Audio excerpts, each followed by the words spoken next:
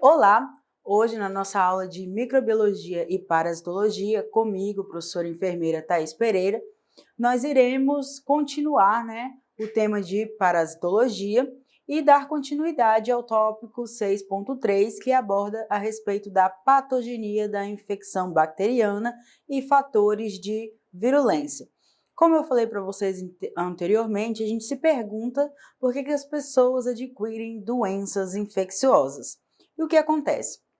Acontece que as pessoas acabam adquirindo essas doenças infecciosas porque os micro-organismos eles são capazes de superar as defesas do organismo humano.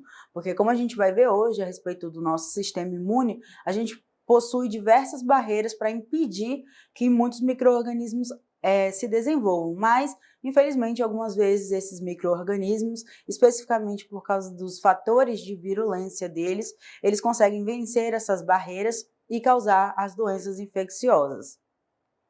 E dentro disso, esses micro-organismos e os subprodutos que alguns desses micro-organismos são capazes de produzir no nosso organismo humano, a partir da ação deles, eles têm a tendência a gerar sinais e sintomas, e quando a gente fala de doenças infecciosas, os principais, a gente pode pensar ali na febre e nas inflamações, que são os dois principais pontos que fazem a gente interpretar que aqueles sinais e sintomas tenham um motivo ali por ser uma doença infecciosa. E além disso, para que esse micro-organismo seja capaz de dominar o hospedeiro, no caso o corpo do ser humano, ele precisa de dois fatores que são fatores críticos, que no caso é a quantidade de micro-organismos que o nosso corpo é exposto e também os fatores de virulência desses micro-organismos. Então, a quantidade de micro-organismos a quais nós somos expostos e os fatores de virulência são os dois fatores críticos para que esse micro-organismo domine o nosso corpo e vença as nossas barreiras que a gente vai ver hoje. Além disso, é óbvio que a gente pode imaginar que quando tem uma grande quantidade de micro-organismos, a probabilidade de desenvolver uma infecção é bem maior. Mas isso não modifica em nada o fato de que mesmo sendo uma quantidade pequena de micro-organismos, se eles forem altamente virulentos, eles também têm as chances de causar doenças aos seres humanos. E quando a gente também fala de um número menor e com uma virulência menor, a gente aí já precisa de uma quantidade um pouco maior desses micro-organismos para poder causar doenças no nosso corpo. E para a gente relembrar, que a gente falou anteriormente dos principais conceitos, a virulência ela determina basicamente a habilidade do micro-organismo em produzir os inúmeros fatores de virulência que são eles que vão determinar essa capacidade de infecção e multiplicação desse micro-organismo no corpo humano. E dentro disso, a gente tem que ter em mente que o termo infecção, quando a gente for estudando aqui ao longo do nosso estudo, a gente vai perceber que algumas vezes a gente está falando de infecção, mas ela tem significados diferentes conforme o contexto. Quando a gente fala de uma infecção, quando é um micro-organismo infectando uma pessoa, a gente já tem um significado. Quando a gente fala de uma doença infecciosa, a gente já tem outro. No caso do micro-organismo infectando uma pessoa, quer dizer que aquele micro-organismo venceu as barreiras do hospedeiro e provocou uma doença. E a doença infecciosa é, no caso, a infecção propriamente dita causada por esse micro-organismo. E como eu falei, normalmente a gente tem que estar atento para o significado que é usado o termo infecção e doença infecciosa. E dentro disso a gente tem que ter noção que existem os tipos de infecção bacteriana. E dentro dessa infecção bacteriana a gente tem que saber que para que o micro-organismo cresça num determinado ambiente, a gente precisa que existam nutrientes naquele ambiente, mas também que aquele micro-organismo seja capaz de se ligar às superfícies, no caso a superfície celular, para poder crescer ali naquele ambiente. E com base nisso, como eu falei, esses micro-organismos, para crescer no ambiente, logo após a aderência dele às células, eles precisam de um nutriente, eles precisam dos nutrientes, um meio de cultura para que eles possam crescer, se desenvolver, no caso, e se multiplicar. E quando eu falo aqui para vocês de tipos de infecção bacteriana, eu tenho que vocês têm que ter em mente que as bactérias, todas elas capazes de provocar doenças no corpo humano, elas se utilizam de dois mecanismos principais, que são a produção de toxinas e a invasão e a inflamação. Então, quando eu falar com vocês sobre quais são os dois mecanismos principais que as bactérias usam para poder causar uma infecção ao corpo humano, são a produção de toxinas e a invasão e inflamação. Quando a gente fala de toxinas produzidas por bactérias, a gente está falando de dois tipos de toxinas, as exotoxinas e as endotoxinas. São as duas principais categorias de toxinas produzidas por bactérias. E dentro disso, as exotoxinas, elas são polipeptídeos que são liberados através das bactérias, enquanto as endotoxinas são lipopolissacarídeos que eles estão integrados à parede celular das bactérias. Então, esses dois tipos de toxinas são produzidos por essas bactérias, mas eles são liberados em situações diferentes. Quando a gente fala de endotoxinas, os principais micro-organismos produtores dessas endotoxinas, são os bacilos, né? São uma forma das bactérias, e os cocos gram-negativos. Vocês lembram lá que na microbiologia, quando a gente falou de bactérias, a gente tem as bactérias gram-positivas e gram-negativas? Então, as gram-negativas, elas são responsáveis por produzir endotoxinas. E no caso desses bacilos e desses cocos gram-negativos, eles são responsáveis por gerar com frequência a febre e o choque, que no caso a gente está falando aqui do choque séptico. E essas endotoxinas também são capazes de provocar outras manifestações, no caso, manifestações sistêmicas. E além disso, né, a gente tem que entender que muitas dessas infecções que a gente está abordando aqui, falando das infecções bacterianas, elas podem ser transmissíveis. Isso quer dizer que, quando uma doença é transmitida, ela é passada de um indivíduo para o outro. Mas nem todas essas doenças causadas por bactérias são transmissíveis. O exemplo que a gente tem aqui, a tuberculose. A tuberculose é causada por uma bactéria, porém ela é uma doença transmissível e ela é transmitida a partir dos perdigotos, que são as pequenas micropartículas que a gente acaba expelindo no momento que a gente está falando, que a gente tosse, e aí a gente acaba contaminando uma pessoa quando nós estamos contaminados pela bactéria responsável por causar a tuberculose.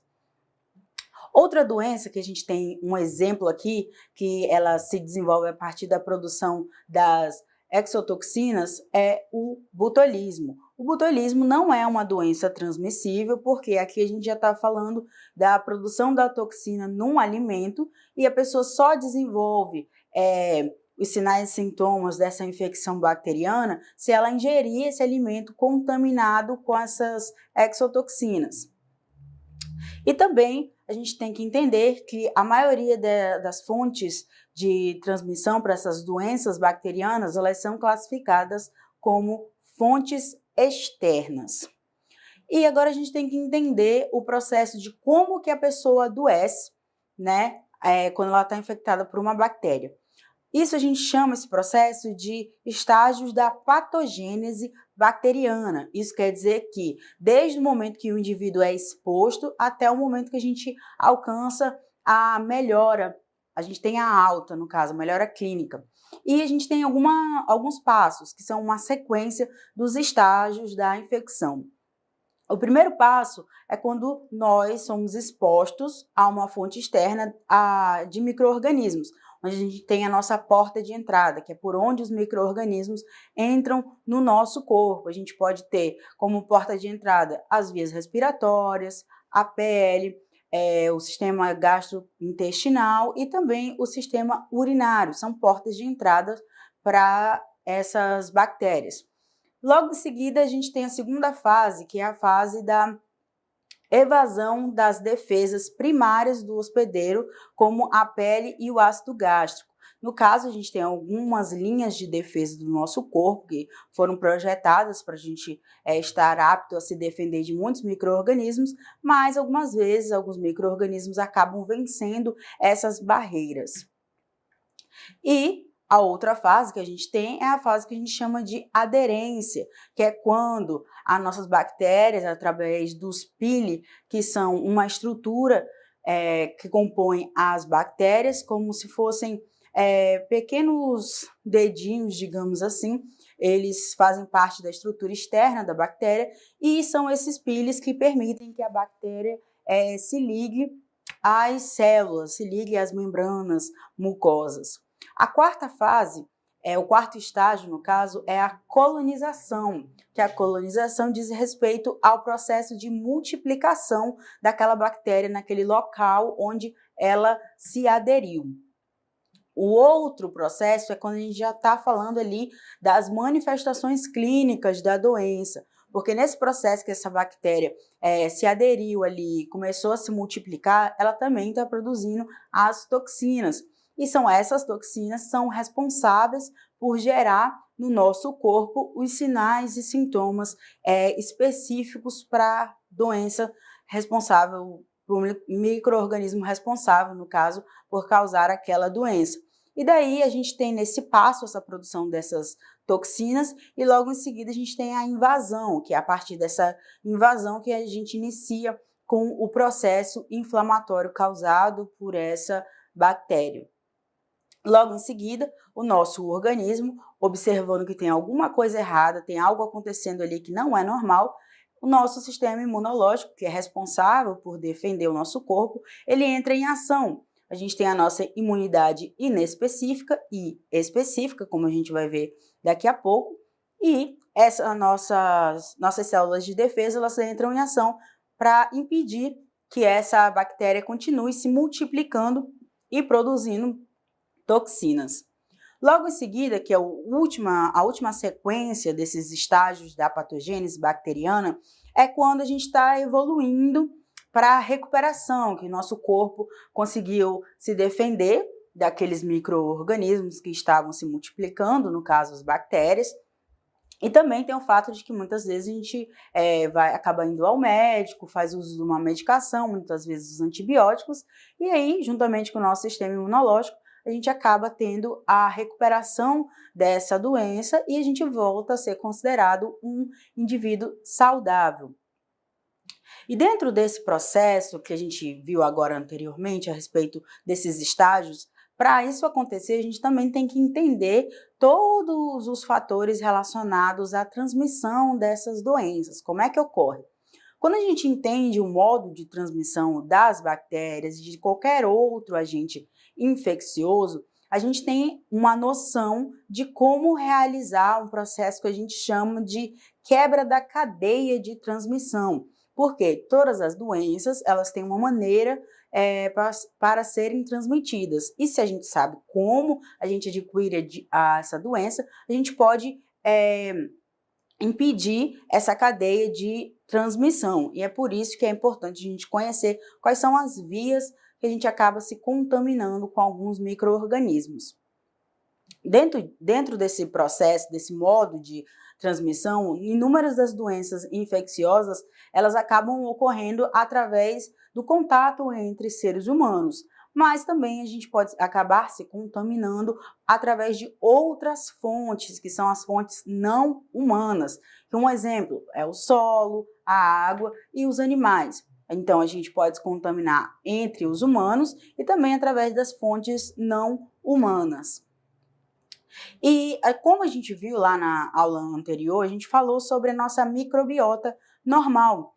E ela é uma das responsáveis, né, por manter esse equilíbrio no nosso corpo e impedir que alguns micro-organismos patogênicos acabem se desenvolvendo.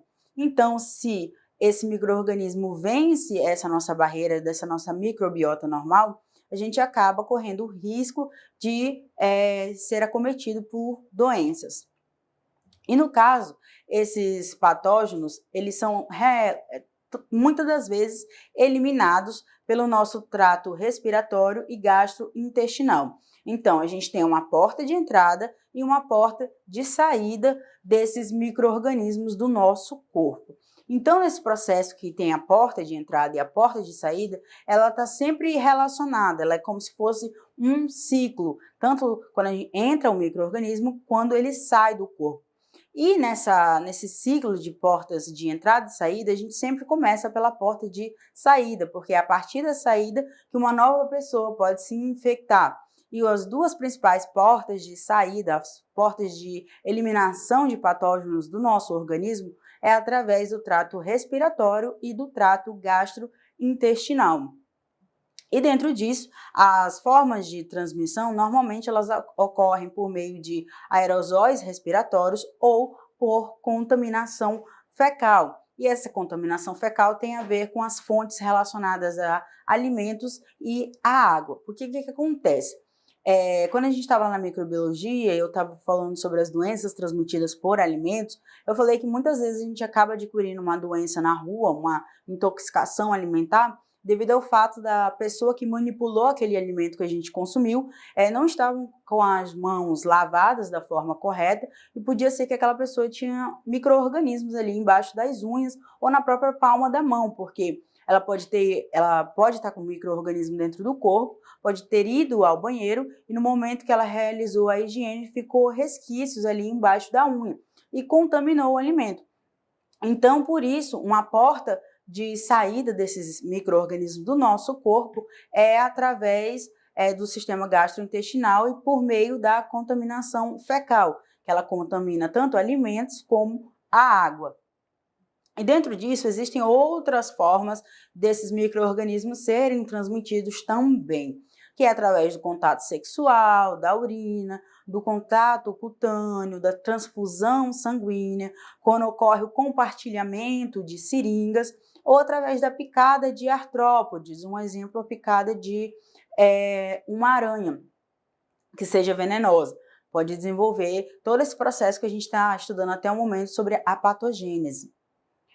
E a respeito desse contato sanguíneo, ele pode ser por meio da transfusão sanguínea ou pelo compartilhamento de seringas.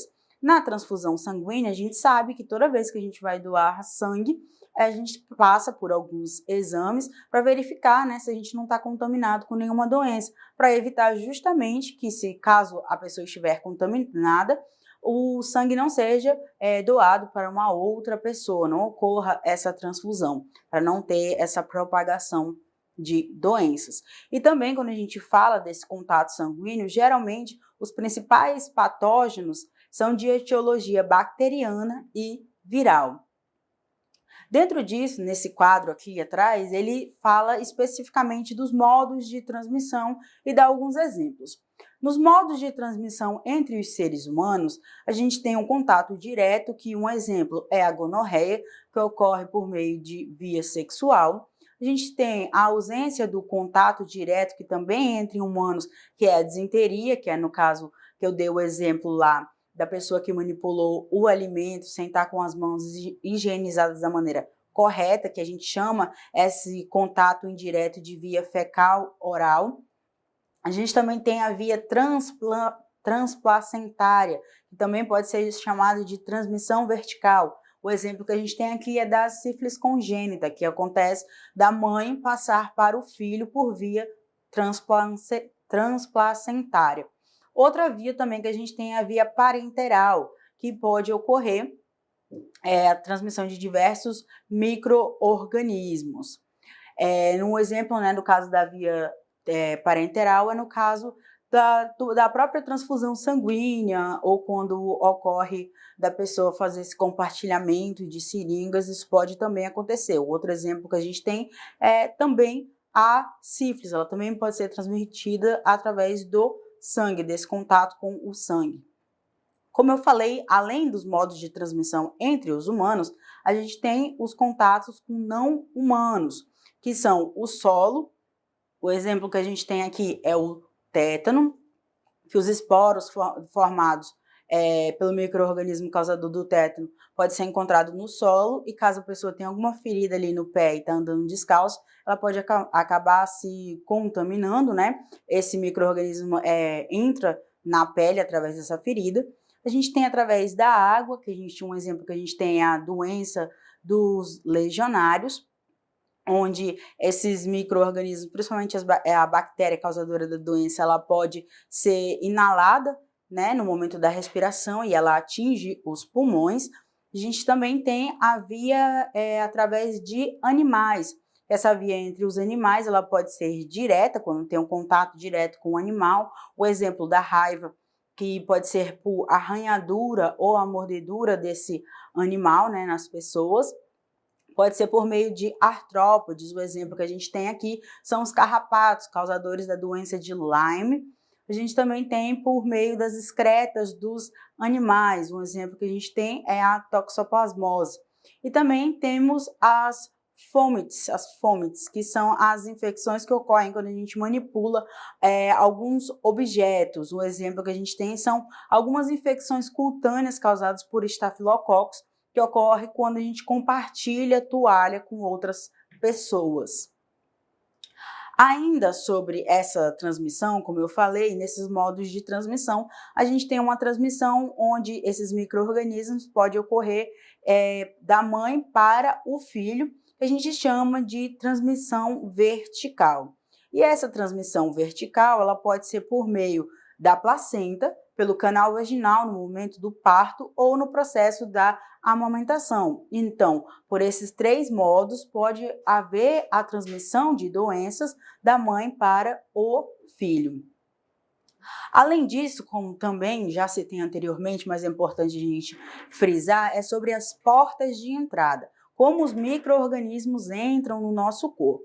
Primeiro, a gente tem o trato respiratório, depois o trato gastrointestinal, o trato genital e a pele. Mas aqui a gente, quando fala de pele, a gente tem que lembrar que a probabilidade desse micro-organismo entrar na pele é só se houver um corte, uma ferida, um arranhão, qualquer coisa que tenha feito a pele deixar de ser íntegra, a pele deixar de ser intacta, que faz com que a gente esteja exposto a esses micro-organismos. Quando a gente fala de pele íntegra, raramente a gente vai acabar se contaminando com qualquer tipo de micro-organismo. É importante, quando a gente fala desse tópico de patogênese e também de fatores de virulência, a gente tem que abordar sobre esses fatores de virulência. E para a gente ter noção o que são esses fatores de virulência? Basicamente, fatores de virulência, eles vão auxiliar ao patógeno na invasão e na resistência dele às defesas do corpo humano. Isso quer dizer o quê? Quer dizer que, através desses fatores de virulência, o micro-organismo ele se torna mais forte para aguentar quando o nosso sistema imunológico começa a atacar ele. E também, através desses fatores de virulência, ele se torna também mais apto a entrar nas nossas células e reagir, o nosso organismo reagir a ele. E quais são os 3 principais fatores de virulência? Se eu perguntar para vocês os fatores de virulência, eu estou falando das cápsulas, das enzimas e das toxinas. São os 3 principais fatores de virulência quando a gente está falando das bactérias. Nosso primeiro fator de virulência aqui que a gente vai abordar é a cápsula. Na imagem aqui ao lado, a gente tem a imagem de uma bactéria. E aí, essa bactéria, essa parte externa alaranjada, a gente tem a cápsula. E essa cápsula envolve a bactéria e ela tem 3 principais funções. E quais são essas funções? A primeira, ela vai impedir que a célula seja fagocitada pelas células de defesa. Isso quer dizer que essa cápsula, ela impede que o nosso organismo, quando está reagindo por meio do sistema imunológico, quando ele manda as células de defesa ir lá e atacar essa bactéria, aquela cápsula fala, digamos assim, para as células de defesa: não, vocês não vão conseguir me atacar, porque eu tenho uma cápsula e essa cápsula vai me proteger. E também a gente tem como função para essa cápsula promover a adesão, né, dessa bactéria em diferentes substratos. Então, essas bactérias que têm essa cápsula, além de tornar ela mais resistente às células de defesa do nosso organismo, ela também permite que essa bactéria seja capaz de, em qualquer parte do corpo humano que ela for, ela vai ser capaz de se aderir ali. Então, ela pode se aderir nos nossos dentes, no trato respiratório, na mucosa intestinal e em vários outros locais. Também, essa cápsula ela tem função de ajudar essa bactéria a se manter hidratada e também impedir que alguns choques mecânicos acabem afetando essa bactéria. Além disso, outro fator de virulência importante aqui são as enzimas, que as enzimas têm a principal função de aprimorar a capacidade de invasão. Isso quer dizer que essas enzimas vão permitir que essa bactéria seja melhor na forma de entrar nas células e causar doenças.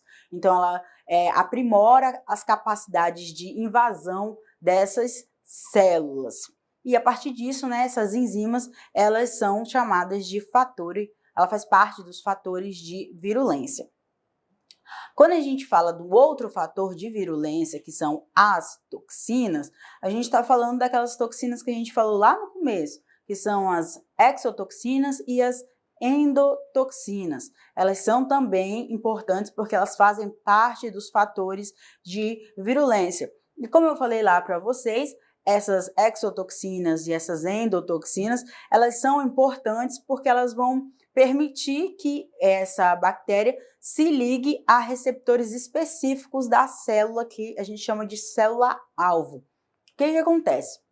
Muitas células do nosso corpo, elas possuem receptores para outras células, para nutrientes e algumas outras substâncias que possuem no nosso corpo, e esses receptores acabam sendo usados pelas bactérias para poder fazer com que elas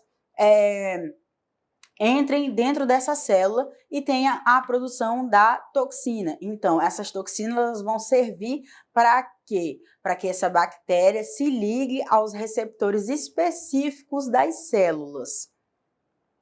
E dentro dessas toxinas, a gente tem que lembrar que existem algumas dessas toxinas que elas são pré-formadas, elas já estão ali naquele ambiente. E um exemplo disso são as que são produtoras das doenças alimentares, aquelas doenças que a gente já falou lá, que são a infecção e a intoxicação alimentar, elas muitas vezes causadas pelo botulismo, pelos estafilococos, pelos bacilos sérios. Eles são produzidos através de toxinas que são pré-formadas, elas são formadas antes de entrar em contato com o corpo humano. E também essas toxinas, elas são produzidas pelo micro-organismo no processo de evolução da infecção. Antes elas já são formadas no alimento e posteriormente elas continuam sendo formadas novas toxinas durante todo o processo de infecção que ela causa ali no nosso organismo.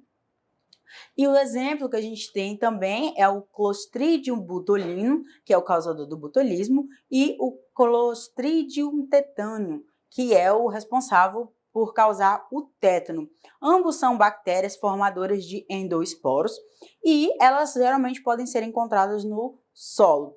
E esses organismos, eles ocasionalmente, eles provocam doenças nos animais e, né, dentro disso nós estamos inclusos nessa classe. E eles são responsáveis por produzir exotoxinas do tipo AB. Mas dentro desse fator, essas exotoxinas elas têm a capacidade de se especializar e se transformar em neurotoxinas. E aí você me pergunta, o que são neurotoxinas? Neurotoxinas são toxinas produzidas por bactérias que elas têm preferência em atacar as células nervosas do nosso corpo. Elas dão preferência para as células que compõem o nosso sistema nervoso. E o que acontece? Frequentemente, a C. botulinum, para ficar mais fácil para a nossa cabeça, a gente abrevia C. botulinum, ela vai crescer e vai produzir toxinas, né, nos alimentos, e nesses alimentos que são acondicionados de maneira inadequada. Vocês lembram lá que quando a gente falou a respeito da microbiologia de alimentos, a gente fala sobre as maneiras corretas de conservação de alimentos? É justamente para isso, para impedir que algumas bactérias formadoras de esporos acabem contaminando os alimentos que a gente consome. E o exemplo que a gente tem aqui é a C. botulinum, causadora do botulismo. Dentro disso, a toxicidade das endotoxinas ela é baixa quando ela é comparada à das exotoxinas. E nisso, todas as endotoxinas, elas são responsáveis por produzir sintomas sistêmicos como a febre e o choque no nosso organismo. Dentro disso, as endotoxinas elas são responsáveis por serem produzidas, né, pelas bactérias gram-negativas. E dentro disso, ela é geralmente responsável pelo processo que a gente chama de choque séptico. E esse choque séptico é caracterizado pela febre e pela hipotensão, que é a queda da pressão arterial, essa hipotensão, que são as características mais evidentes que mostram, né, que a pessoa está tendo um choque séptico. Dentro disso, a gente tem duas características do choque séptico que são interessantes. O choque séptico, a gente tem que ter noção que ele é diferente do choque tóxico. E no choque séptico, a gente vai ter a presença dessa toxina produzida por essas bactérias na nossa corrente sanguínea, correndo pelo nosso corpo inteiro. Então, a gente vai ter uma ação generalizada, que é assim que a gente chama as manifestações sistêmicas que acometem todo o nosso corpo humano. Nesse caso, no choque séptico, isso acontece devido à produção dessas endotoxinas, que elas vão para a nossa corrente sanguínea e, como o sangue percorre o nosso corpo todo, essas toxinas serão levadas para todas as partes do nosso corpo. E outro fator interessante a respeito disso é que nesse choque séptico a gente pode acabar indo a óbito. E também muitas vezes a gente faz uso, né, dos antimicrobianos, dos antibióticos especificamente, para lidar com essas bactérias produtoras de endotoxinas que estão ali no nosso organismo. E é interessante saber também que quando é realizado testagem sanguínea, cultura, a hemocultura, né, que é o processo que a gente verifica a presença de micro-organismos ali no nosso sangue, quando a gente já está fazendo o uso dos antibióticos, a gente vai ter uma amostra negativa para aquelas bactérias, quando os antibióticos já começaram a fazer efeito. Antes disso, é possível verificar a presença daquela bactéria no nosso sangue. Agora vamos para a parte interessante para saber como é que o nosso corpo reage a tudo isso que eu falei, de como que a bactéria age no nosso corpo e como o nosso sistema imunológico reage. Por quê? Se o nosso sistema imunológico não reagir, a gente acaba indo a óbito, né, no caso.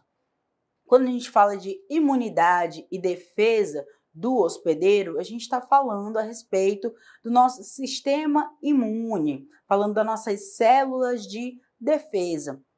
Nós, seres humanos, somos organismos pluricelulares, no caso, somos compostos por trilhões de células. Nós possuímos o sistema imune, e ele pode ser chamado de sistema imune intrínseco ou inato e sistema adaptativo. E eles vão ser responsáveis por impedir que os patógenos causadores de doenças, né, os micro-organismos causadores de doenças, que são patógenos, acabem causando mais danos ainda para o nosso corpo. Então, nosso sistema imune é ativado para nos defender.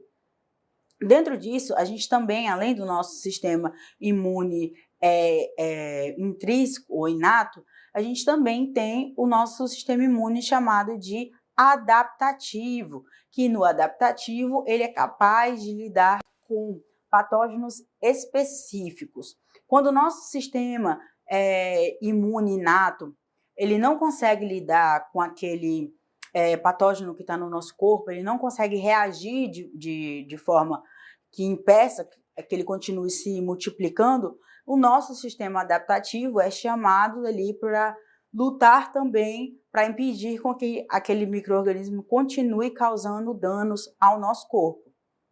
E dentro disso, as nossas defesas do nosso corpo, ela é formada, né, para a gente ter bem em mente pelas defesas que a gente chama de defesas inatas e pela imunidade adaptativa.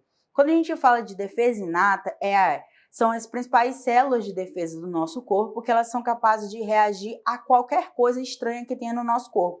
Elas não são específicas para lidar com um patógeno específico que aparece ali no nosso organismo.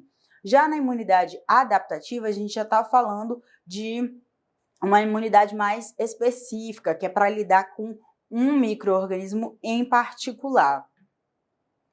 E nessa nossa imunidade inata, a gente vai ter a capacidade de, por meio das nossas células de defesa, destruir os patógenos e os produtos produzidos por esses patógenos. No exemplo lá que eu expliquei anteriormente, quando a gente fala das bactérias, elas produzem toxinas. E aí, nessa produção de toxinas, o nosso sistema imune inato também vai ser capaz de eliminar tanto essas bactérias produtoras desses processos infecciosos, como as toxinas que elas produzem. E qual é a célula, uma das principais células que vai ajudar nesse processo? A gente vai ter os fagócitos, que os fagócitos são células de defesa do corpo humano, que elas têm a principal função de fazer o quê?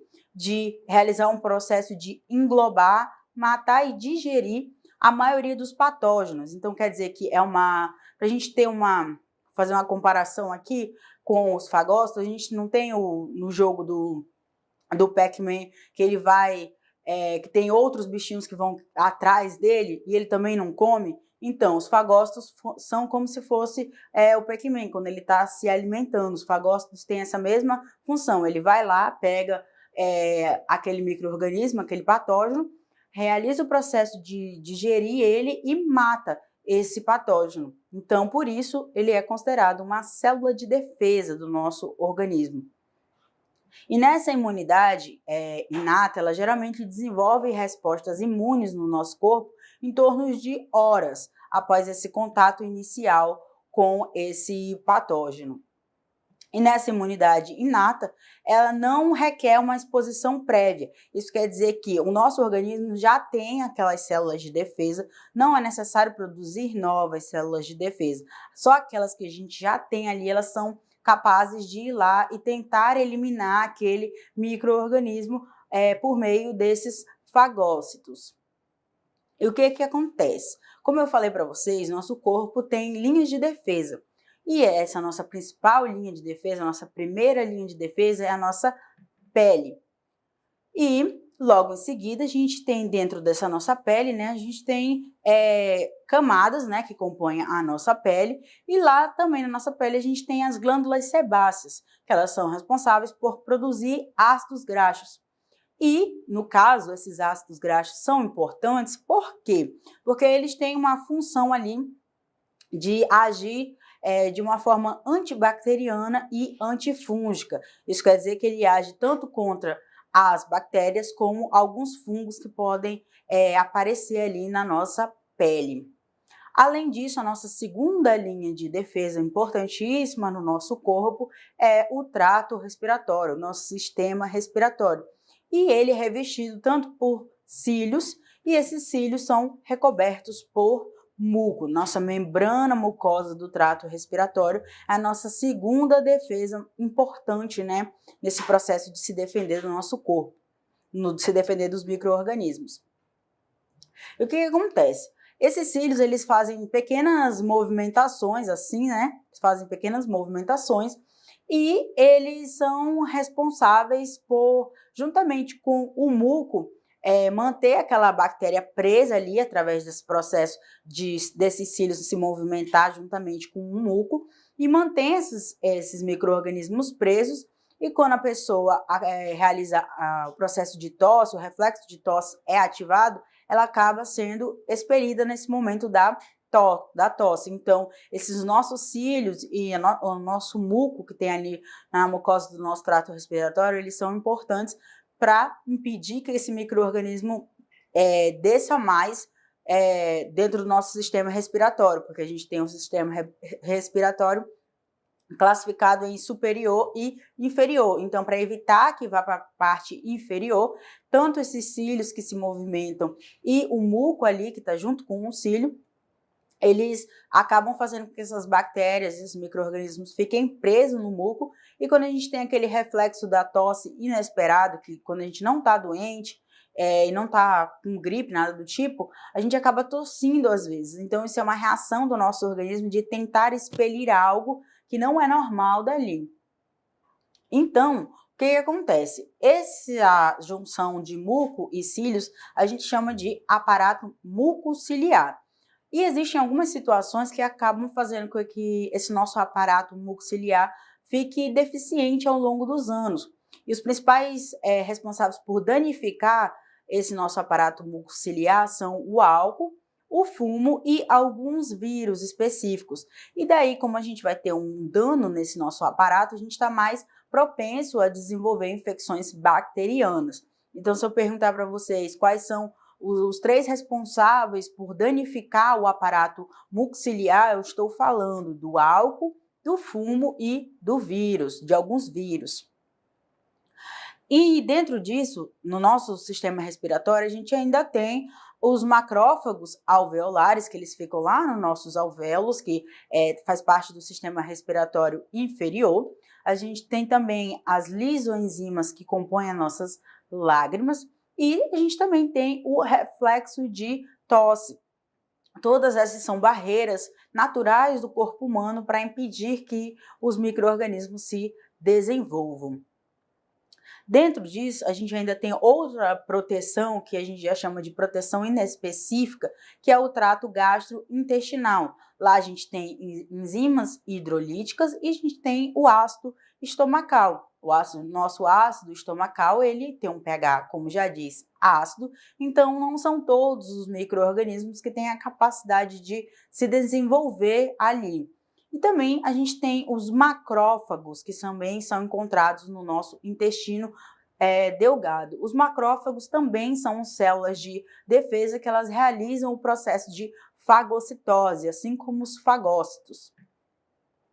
Na vagina também a gente tem a presença dos lactobacilos, que eles vão proteger a região da vagina para manter ela com um pH sempre baixo. E os lactobacilos fazem parte da microbiota normal da região vaginal. Dentro disso também, a gente tem as bactérias que fazem parte da nossa microbiota normal, como foi falado anteriormente, né, na aula anterior, e dentro desses micro-organismos, eles podem ser encontrados na nossa pele, na nasofaringe, no colo, na vagina, e todos esses micro-organismos, eles ocupam o que a gente chama de nichos ecológicos. E eles são responsáveis por fazer o quê? Impedir a multiplicação dos patógenos nesses locais. Lembrando que patógenos são micro-organismos causadores de doenças aos seres humanos. Além disso, uma situação interessante que acontece é que quando a gente está fazendo uso de antibióticos através da terapia antimicrobiana, o nosso organismo acaba eliminando alguns micro-organismos benéficos para a gente e faz com que outros que não são tão benéficos acabem se desenvolvendo, que são o Clostridium difficile e a Candida albicans. E, no caso do Clostridium difficile, ele é responsável por causar a colite pseudomembranosa, que no caso é uma inflamação no intestino, e a Candida albicans ela é responsável pela vaginite, a famosa candidíase. E aqui a gente tem uma imagem que representa todas as nossas células de defesa. Todas as nossas células de defesa, elas partem de uma única célula, que são as células troncos, que são encontradas na medula óssea. E elas passam por um processo de especialização, elas vão se transformando em novas células. Então, a gente tem a célula tronco, que é encontrada na medula óssea, e depois ela se torna um precursor mieloide, que se diferencia em monócito e granulócito. Esse monócito dá origem às células dendríticas e aos macrófagos. e os granulócitos dão origem aos neutrófilos e os mastócitos. Essas 4 células que são formadas, elas são responsáveis por realizar o processo de fagocitose, que é o processo de englobar o patógeno ali, né, e realizar o processo de digerir e matar aquele patógeno. Ainda dentro dessas nossas células, a gente tem, também partindo da célula-tronco, que é encontrada na nossa medula óssea, a gente tem um precursor linfóide, que ele é geralmente encontrado ali já formado no nosso timo, no nosso órgão chamado timo, e ele dá origem às células T, que elas são da imunidade, que a gente chama de imunidade mediada por célula. Além disso, a gente também tem, dentro desse processo de especialização, esse precursor linfóide, ele também dá origem a uma célula que a gente chama de célula B e ao plasmócito, que eles são importantes, como a gente vai ver daqui para frente, que eles são responsáveis pela produção dos anticorpos. Dentro disso, além, a gente ainda tem os leucócitos, que também são células que fazem parte das células sanguíneas chamadas de células sanguíneas brancas nucleadas, e elas podem ser encontradas tanto no nosso sangue como na linfa, que a linfa faz parte do nosso sistema linfático. E no caso, esses vários leucócitos, como a gente tem aqui na imagem, tem vários tipos de leucócitos, eles vão participar tanto das nossas respostas imunes inatas e das nossas respostas imunes adaptativas. E o que acontece?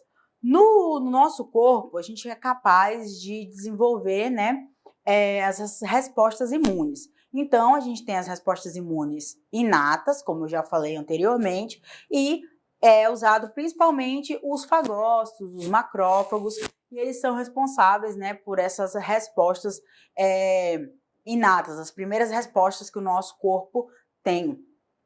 E a gente também tem a imunidade adaptativa, que ela vai consistir basicamente na capacidade adquirida do corpo, né, das células de defesa, em reconhecer e destruir um patógeno específico e os seus produtos. Para ficar bem claro na cabeça de vocês, quando a gente fala de resposta imune inata, isso quer dizer que são células de defesa que já estão ali no nosso corpo o tempo todo e elas são capazes de atacar qualquer coisa que o nosso corpo considere como um organismo estranho ali, ou um produto de um organismo estranho.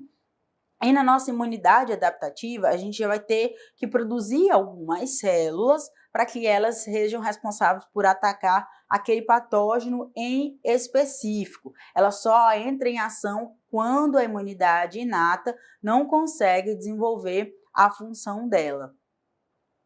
E no caso, nessa nossa resposta adaptativa, a gente está falando da ação dela, que é direcionada especificamente para os patógenos que são denominados de antígenos. Aí você vai me falar, professora, eu já escutei tanto nome estranho nessa aula, ainda tem mais um, que são os antígenos. E o que são esses antígenos? Os antígenos, eles são caracterizados como uma substância estranha ao corpo humano, algo que não faz parte do corpo humano. Então, ele é identificado e, a partir disso, a nossa resposta adaptativa vai dar origem aos anticorpos. Então, na nossa imunidade inata ou inespecífica, elas são células de defesa que são capazes de realizar os primeiros processos de tentar destruir esses micro-organismos. Já na nossa resposta adaptativa, na nossa imunidade adaptativa, a gente já está falando ali de outras células de defesa que lutam especificamente contra o micro-organismo e os produtos produzidos por ele, e é a partir da nossa imunidade adaptativa que a gente vai ter os anticorpos, é a partir dela que a gente tem a produção dos anticorpos no nosso corpo. Que é importante a gente ter esses anticorpos, porque futuramente, caso a gente entre em contato novamente com aquele micro-organismo, nosso corpo já tem exatamente a maneira como agir, ele já sabe como agir contra aquele micro-organismo, no caso, esse antígeno. Nessa nossa imunidade adaptativa, a gente tem os receptores patógenos específicos. Isso quer dizer que a gente tem nas nossas células de defesa, elas são desenvolvidas para identificar esses antígenos do nosso corpo e lutar contra ele. Mas isso só ocorre quando o nosso corpo tem uma primeira exposição a esse micro-organismo. E nessa primeira exposição, a gente sempre vai ter a resposta imune primária, que ela é basicamente voltada para diminuir, né, esse crescimento e essa multiplicação desses micro-organismos produtores de alguns subprodutos, no caso das bactérias produtoras de algumas toxinas. Dentro disso, quando o nosso corpo já sofre uma segunda exposição ao mesmo antígeno ativo, a gente já tem ali uma produção de novas células que elas vão dar uma resposta imune adaptativa secundária. Ela vai ser mais rápida e mais intensa, que foi o que eu falei. Quando novamente o nosso corpo tiver contato com aquele mesmo antígeno, ele vai ser capaz de agir de forma mais rápida e mais intensa, porque o nosso corpo desenvolveu o que a gente chama de memória imunológica, que é a maneira que o nosso sistema imunológico reage de forma mais rápida e mais intensa, porque ele já sabe exatamente como impedir que aquele micro-organismo continue crescendo ali e cause danos, como ele causou na primeira vez que ele entrou em contato com o nosso organismo. E a partir desse processo da imunidade adaptativa, a gente tem a produção dos anticorpos. E o que são anticorpos? Os anticorpos, eles são proteínas solúveis, que elas são sintetizadas pelas células B e pelos plasmócitos, que eu falei lá naquela imagem, que todas as nossas células de defesa, elas são oriundas das células tronco, que são da medula óssea. Então, nossos anticorpos são produzidos através das células B e dos plasmócitos, e que eles são responsáveis, no caso, eles só são produzidos quando a gente tem a ação do nosso sistema imune produzindo uma resposta à exposição antigênica. Isso quer dizer que nossos anticorpos são produzidos toda vez que o nosso corpo tem contato com um micro-organismo diferente, que no caso é um antígeno, e aí a nossa resposta imune inespecífica e adaptativa, ela agiu, e daí a gente desenvolveu a nossa memória imunológica, que é composta pelos anticorpos, que se caso futuramente a gente tenha contato novamente, a gente já tem anticorpos específicos para aquela doença, então raramente a gente vai desenvolver os sinais e sintomas novamente. Além disso, a gente tem ainda nesses anticorpos, né, a classe de anticorpos. São várias classes de anticorpos, a gente tem o IgG, o IgM, o IgE, o IgD e o IgA, mas comumente os que estão sendo mais falados atualmente são o IgG e o IgM. O IgG e o IgM, eles são encontrados no nosso sangue e eles são produzidos através da resposta primária que os anticorpos têm. E quando a gente tem essa resposta primária, né, essa exposição a micro-organismos, quem vai ser o primeiro a ser produzido é o IgM. Então, um exemplo comum que está acontecendo agora, quando a gente fala do coronavírus e tem um teste positivo, a gente vai ter sempre o IgM positivo, porque ele diz respeito ao fato de que nosso corpo teve contato com o micro-organismo e está produzindo anticorpos. Então, o IgM vai ser positivo. Já quando a gente tem uma resposta secundária do nosso corpo, quem vai ser produzido são os IgG, que é quando o nosso corpo já começou a eliminar o micro-organismo ou já eliminou ele completamente. Então, a gente vai ter a resposta tendo a produção do IgG, que é um anticorpo. Tanto o IgG como o IgM são anticorpos. E no caso, nessas nossas defesas do nosso corpo, para deixar bem claro, a gente tem tanto as nossas respostas formadas pelo nosso sistema imune inespecífico e pelo nosso sistema imune adaptativo. E ambos são responsáveis por livrar o nosso corpo de patógenos. E no caso, essas nossas defesas, né, as defesas do hospedeiro, elas são basicamente responsáveis por desenvolver um processo que a gente chama de inflamação, que geralmente está associado com a presença das toxinas. Quando a gente tem um estímulo nocivo, tem essa produção dessas toxinas pelos esses patógenos. E a gente tem 5 principais sinais de inflamação, né, que dão a ideia de que tem alguma coisa ocorrendo, que são o calor, o rubor, o edema e a dor. E em casos mais graves, a perda da função, né, daquele membro que está sendo atacado por algum corpo estranho, né, um micro-organismo. E no caso, essas defesas do nosso corpo, elas reagem a esse processo de inflamação por meio da resposta imune inata e também pela resposta imune adaptativa. E nesse processo de inflamação, a gente tem 2 tipos. A gente tem primeiro a inflamação local, onde o nosso organismo, por meio dos neutrófilos e dos macrófagos, vão tentar destruir esses micro-organismos, e isso ocorre de uma forma muito rápida. Tanto esses neutrófilos como esses macrófagos, assim que esse micro-organismo entra no nosso corpo, eles prontamente saem de onde eles estiverem para poder ir lá e impedir que aquele micro-organismo acabe se multiplicando ali e produzindo toxinas, mas em alguns casos, né, esse micro-organismo consegue vencer barreiras e acaba gerando essa inflamação local, que é uma resposta inicial tanto do corpo às toxinas como do nosso sistema imune. E também a gente tem a infecção sistêmica, e em alguns casos também o choque. Nessa inflamação sistêmica é quando esse micro-organismo já está disseminado em todo o nosso corpo. E essa resposta inflamatória não detém o patógeno, porque por mais que a gente pense que a resposta inflamatória seja só responsabilidade do patógeno que está no nosso corpo, ela não é só responsabilidade dele, ela também é uma forma que o nosso corpo desenvolve para se proteger da ação daquele corpo estranho ali, né? No caso, o antígeno, aquele micro-organismo. E nessa inflamação sistêmica, em algumas situações, quando ela não é controlada, ela pode ser extremamente perigosa ao corpo humano. Por quê? Porque nossas células de defesa e as células mediadoras inflamatórias, elas vão estar em larga escala no nosso corpo, então vai ter tanto muitas células de defesa como os sinais dessa inflamação dentro do nosso corpo, como a produção das toxinas por algumas bactérias, vai ter tanta coisa acontecendo no nosso corpo que a gente pode até gerar essa inflamação sistêmica. Todo o nosso corpo vai ter algum grau de reação. E de forma bem mais grave, bem mais dificultosa de lidar, é quando essa inflamação ela se espalha para a corrente sanguínea e para o sistema linfático. Daí a gente já vai ter uma situação que a gente chama de choque séptico.